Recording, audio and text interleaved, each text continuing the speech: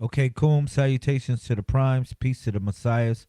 747 24/7 361 degrees. So I'm running this video back because I felt as though it was a lot of technical difficulties.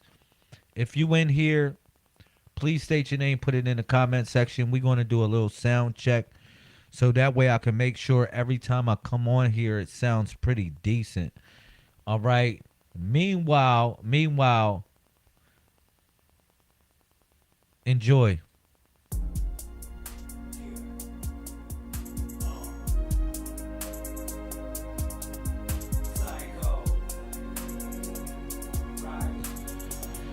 I want to say peace to the messiahs. 747 24/7 361 degrees.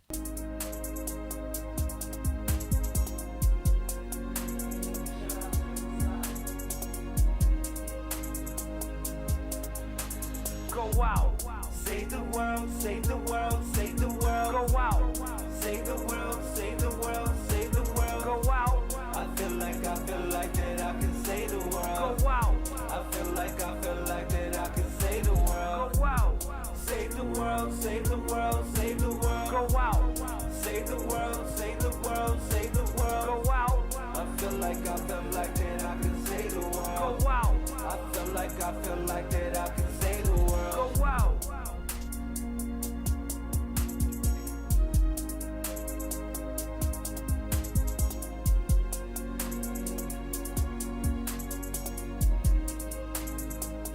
So I came back on here. Like I said, I wanted to get a little sound check. And just wanted to make sure everything is going right. You know, everything been kind of moving a little bit fast. So I've been doing my best to make sure everything is just like really set up. State your name if you are in the building. You are relevant.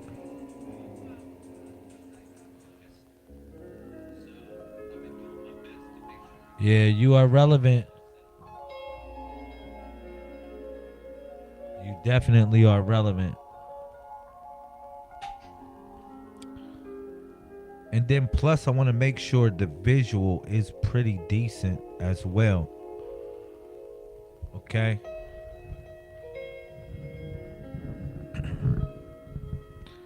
Let's make sure we got a good sound. If you in here, peace to you and yours. Let's make sure we get a nice little visual. And what's up? Put something in the comment section. Yes, I am back. This is another live video. Like I said, I had some technical difficulties on the other video. So I wanted to plug back in and, you know, I really wanted to plug back in and talk about a few things. All right.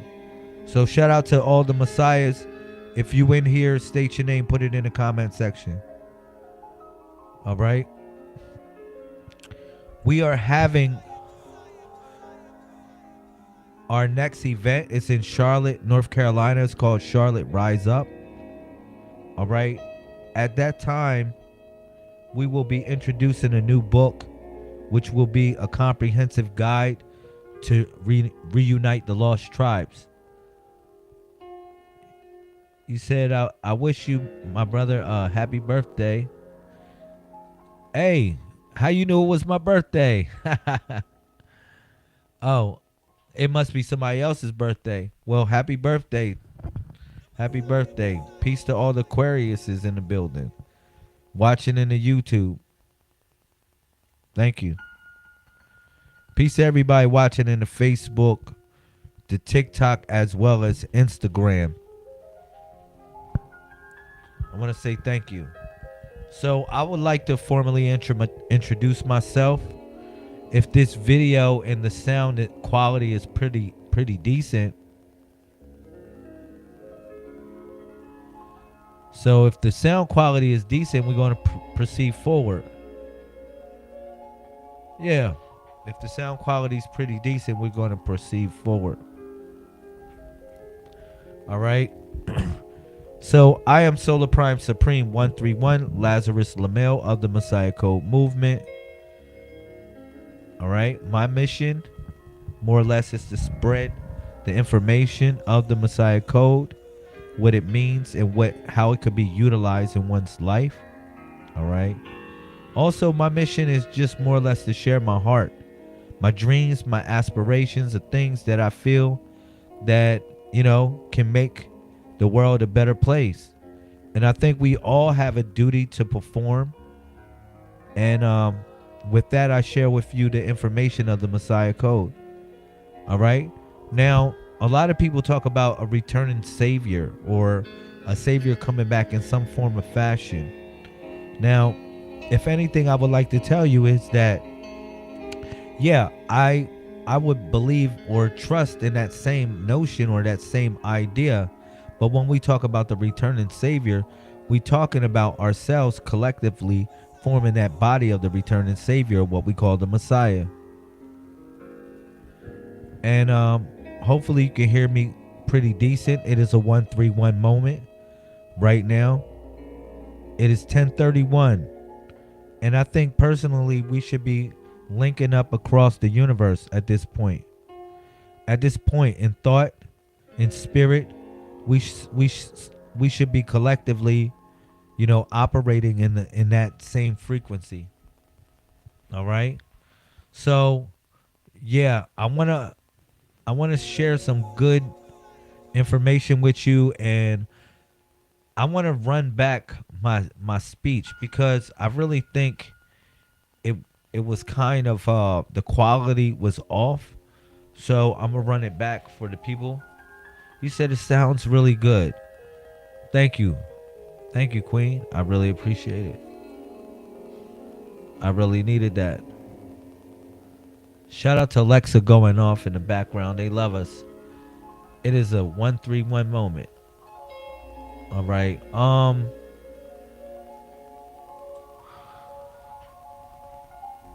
So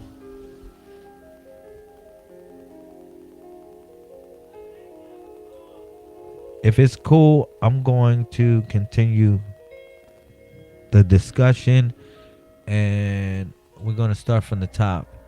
All right. So we was talking about the right knee.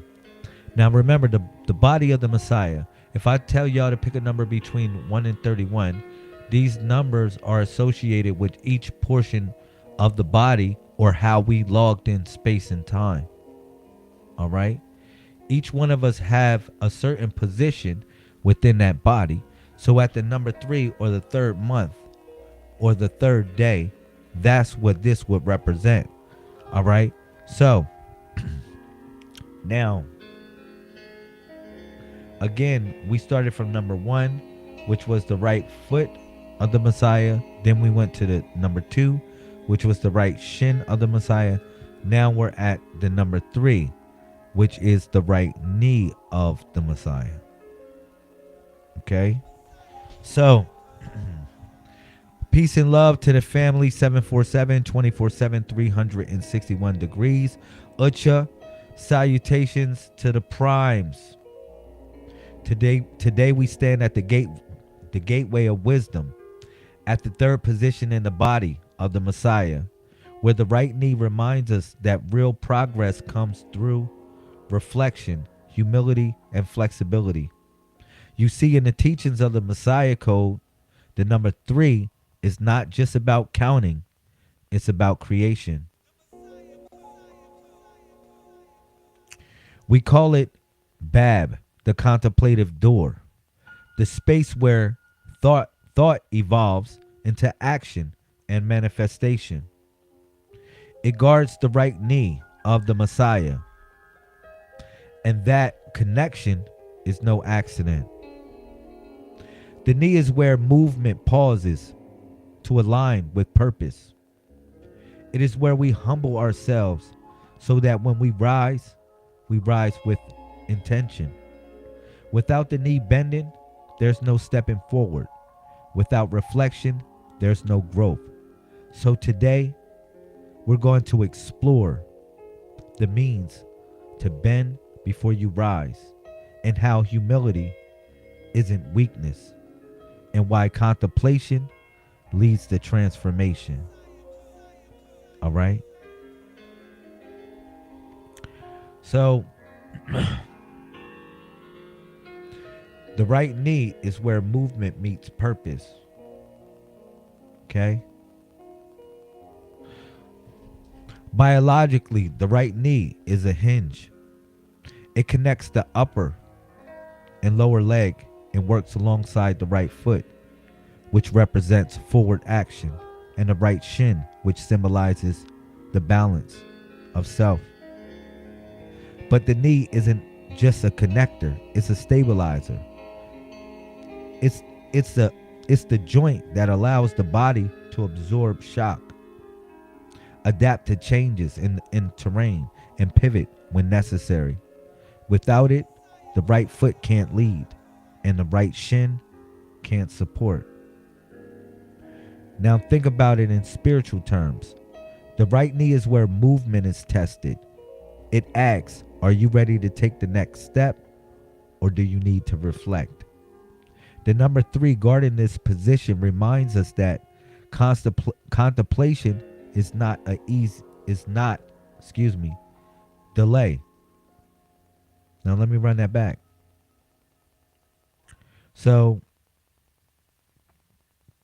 now think about it in spiritual terms. The right knee is where movement is tested. It asks, are you ready to take the next step, or you need to pause and reflect? The number 3 guarding this position reminds us that contemplation is not a delay. It's a part of the process. Just like a builder checks the foundation before adding the next floor, the knee checks our spiritual footing before we rise.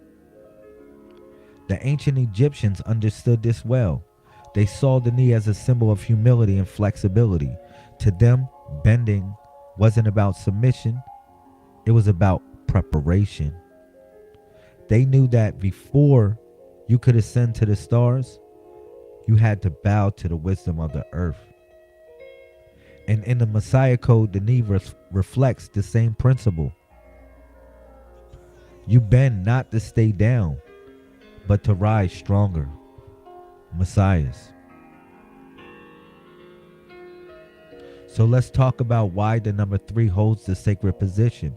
In numerology, 3 represents synthesis, the merging of opposites to create something new. It's the child born of the union between 1 and 2. It's the idea that growth is linear. It's a process of combining thought, reflection, and action. In Kemet, they revered triads such as Asar, Aset, as well as Horus or Horu, the foundation, the nurturer, and the product of their union.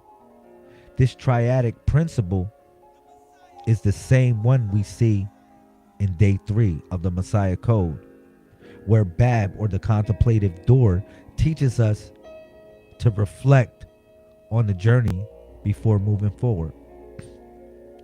The right knee, as its guardian, teaches us that creation begins with humility. If you skip the pause, if you move without reflecting, you risk building on shaky ground.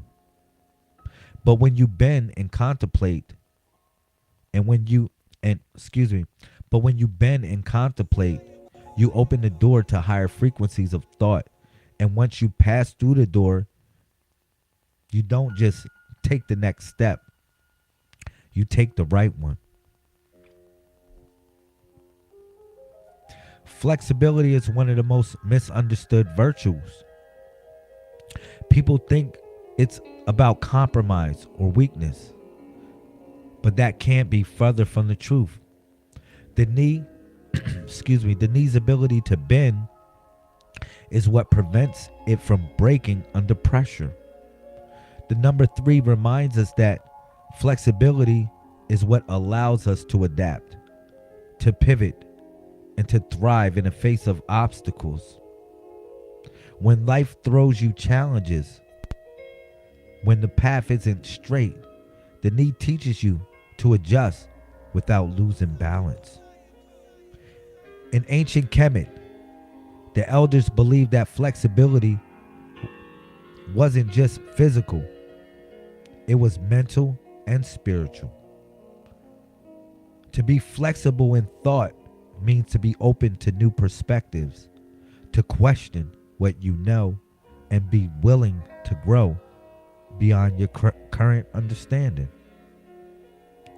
Think of a tree swaying in the wind. It bends, but it doesn't break because its roots are deep, but its trunk is flexible.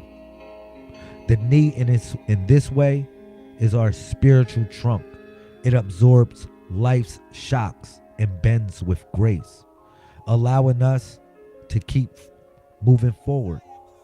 The number 3 reminds us that bending is not a setback. It's a strategy, y'all. Humility isn't about lowering yourself. It's about recognizing that you're part of something greater. When you bend the knee, you're not surrendering your power. You're preparing to use it wisely. The knee asks you to pause and reflect on where you've been as well as where you're going. 141.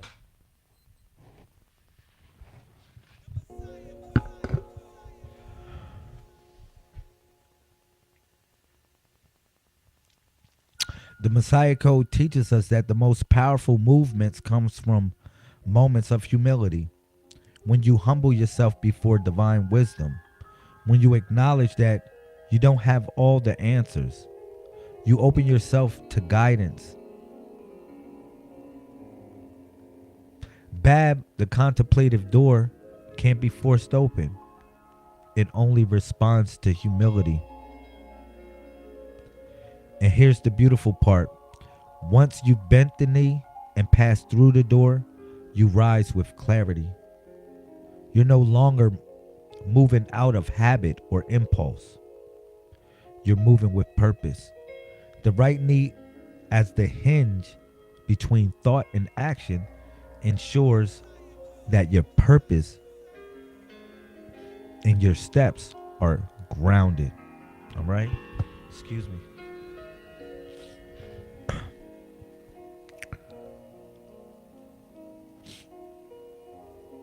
So, family, as we navigate these life's challenges,